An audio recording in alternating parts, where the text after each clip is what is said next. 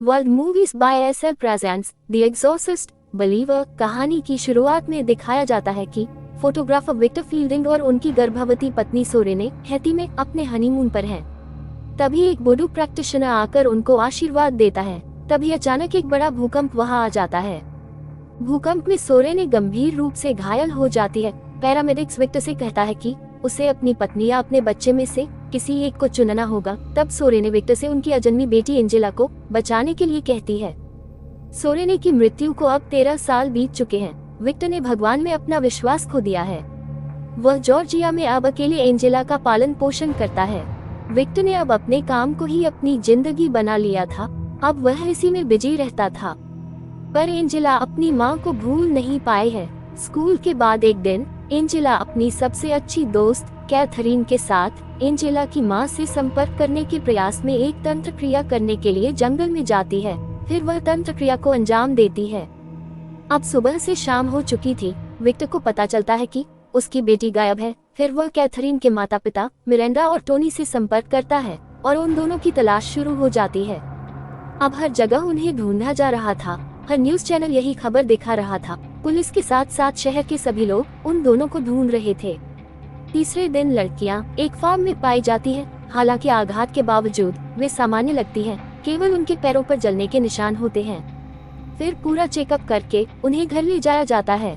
घर जाकर Victor Angela से पूछता है कि क्या हुआ था। तब एंजेला रहती है कि मैं अपनी माँ से एक आखिरी बार बात करना चाहती थी, इसीलिए तंत्र क्रिया करके मैंने उन्हें बुलाना चाहा, पर उनकी जगह कोई और आत्मा आई और उसने मेरे शरीर पर कब्जा कर लिया। इसके बाद क्या हुआ मुझे कुछ नहीं पता।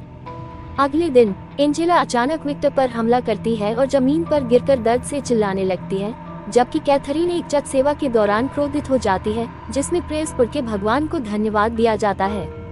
विक्टर एंजेला को एक अस्पताल में भर्ती कराता है, जहां उनकी नर्स पड़ोसी एन उसकी देखभाल करती है। कुछ देर बाद कैथरीन को भी उसी अस्पताल में भर्ती कराया जाता है, जहां उनके माता पिता उनकी बेटियों के साथ आखिर हुआ क्या है इस बारे में बात करते हैं। मिरांडा को अब लगता है कि लड़कियों ने जंगल में जरूर ऐसा कुछ किया है, जिसकी वजह से उन्होंने नर्क की यात्रा की है और अपने साथ एक राक्षस को वापस ले आई है, इसलिए उनके पैर भी जल गए हैं। लड़कियों की हालत अब और खराब हो जाती है क्योंकि उनकी जलन अधिक गंभीर हो गई थी। एन ने नन के तौर पर एक कॉन्वेंट में भी काम किया था। एंजेला की बिगड़ती हालत को देखकर उसे विश्वास हो गया था कि एंजेला पर किसी प्रेत ने कब्जा कर लिया है। वह विक्टर को क्रिस मैकनील द्वारा लिखित एक बुक देती है, जिसने 1973 में अपनी बेटी रेगन के साथ ऐसी ही स्थिति का अनुभव किया था। क्रिस ने अपना जीवन हर संस्कृति में भूत भगाने पर शोध करने में बिताया था, जिसकी वजह से वह सारे विश्व में प्रसिद्ध हो गई थी। हालांकि अपनी बुक की सफलता के कारण रेगन अपनी मां से दूर हो गई और तब से उसने उसे नहीं देखा था। विक्टर अपनी पड़ोसी एन की मदद से क्रिस को ढूंढ लेता है और कैथरीन के घर जाने से पहले एंजेला को देखने के लिए उसे अस्पताल ले जाता है। कैथरीन के घर आकर विक्टर मिरांडा और टोनी के साथ नीचे रहता है, जबकि क्रिस ऊपर जाती है और कैथरीन को उस प्रेत आत्मा से मुक्त करने के लिए मंत्र पढ़ना चालू कर देती है। मंत्रों से तड़प कर कैथरीन क्रिस पर हमला करती है और उसकी आंखों में क्रॉस से कई बार हमला करती है, जिससे वह अंधी हो जाती है। उसे वहां से तुरंत अस्पताल लाया जाता है। एन और चर्च के फादर दोनों एक साथ चर्च में पहुंचते हैं। वहां वह दूसरे फादर से कैथरीन पर एग्जॉर्सिज्म करने की परमिशन मांगते हैं। इसके बाद विक्टर, मिरांडा, टोनी और एन कैथरीन में से भूत भगाने के लिए चर्च पहुंचते हैं। क्रिस विक्टर को सभी विभिन्न संस्कृतियों के भूत भगाने के तरीकों का उपयोग करने की सलाह देती है। वह सभी कैथरीन के परिवार के बैप्टिस्ट पादरी डॉन रेवंस स्टुअर्ट, एक पेंटिकोस्टल उपदेशक, और डॉक्टर बी हिबे, एक रूटवर्क हीलर की मदद चाहते हैं उन लड़कियों पर एक्सोर्सिज्म करके भूत भगाने के लिए।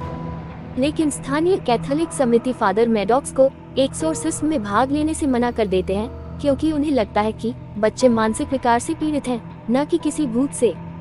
बाकी सब भूत प्रेत भगाने की प्रक्रिया को आगे बढ़ाने के लिए लड़कियों को कुर्सियों से बांध देते हैं।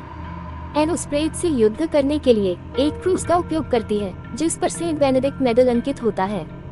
एंजेला में घुसा हुआ प्रेत सबको कहता है कि आज रात वह सब मारे जाएंगे। ये सुनकर डॉन चिल्ला देता है। वह प्रेत सबको बताता है कि विक्टर ने 13 साल पहले एंजेला को जीवित रखने का विकल्प नहीं चुना था। उसने सोरेने को चुना था, लेकिन चोटों के कारण उनकी मृत्यु हो गई थी। अब तक एग्जॉर्सिज्म ने अपना कोई असर नहीं दिखाया था। सब धीरे धीरे हताश हो रहे थे। जैसे ही इन बाइबल के पाठ EJ 16 को पढ़ती है, जबकि बच्चों पर पवित्र जल डाला जाता है, इन सब चीजों से वह प्रेत चीखने लगता है। कैथरीन के मुंह से कुछ अजीब सी चीज निकलकर नीचे गिरती है। इसे देखकर मरिंदा बहुत डर जाती है। अब दोनों का बदन अंदर से बहुत ज्यादा तपने लगा था, उनके शरीर से धुआं निकल रहा था। ये देख सब डर जाते हैं। चीखते चीखते वह प्रेत उन सब से कहता है कि उन्हें ये चुनना होगा कि लड़कियों में से कौन सी जीवित रहेगी और कौन सी मर जाएगी, और यदि किसी को भी नहीं चुना गया तो वह उन दोनों को मार डालेगा। ये सुनने के बाद मिरांडा और विक्टर दोनों एक दूसरे के बच्चे को छोड़ने से इनकार कर देते हैं। उधर मैडॉक्स, जिसका हृदय परिवर्तन हो गया होता है, अंदर आकर रोमन अनुष्ठान पढ़ना चालू कर देता है। तभी वह उस प्रेत के द्वारा गर्दन कटने से मारा जाता है। इसी समय विक्टर का भगवान पर विश्वास वापस आ जाता है। वह सोरेने के स्कार्फ को एंजेला को पहना देता है और वह प्रभु की प्रार्थना करना शुरू कर देता है, जो उसने एक बच्चे के रूप में सीखी थी। विक्टर एंजेला से माफी मांगता है और उसे उस प्रेत से लड़ने के लिए बोलता है। एंजेला वापस आने लगती है। तभी कैथरीन अपने माँ बाप से पूछती है कि उसका क्या होगा, वह दोनों उसे बचा ले। तभी टोनी चिल्लाता हुआ कहता है कि उसने कैथरीन को चुना है। तभी एंजेला को कुछ होने लगता है। विक्टर एंजेला के बंधन खोल देता है और उसको आंखें खोलने को बोलता है, पर वह चिल्लाकर विक्टर को उठाकर दूर फेंक देती है। तभी दोनों लड़कियां चिल्लाने लगती है और बंधन खुली हुई एंजेला हवा में ऊपर जाने लगती है। उसका पूरा शरीर हिलने लगता है। वह जोर से चिल्लाती है और वह आत्मा उसका शरीर छोड़कर नरक का एक द्वार खोल देती है।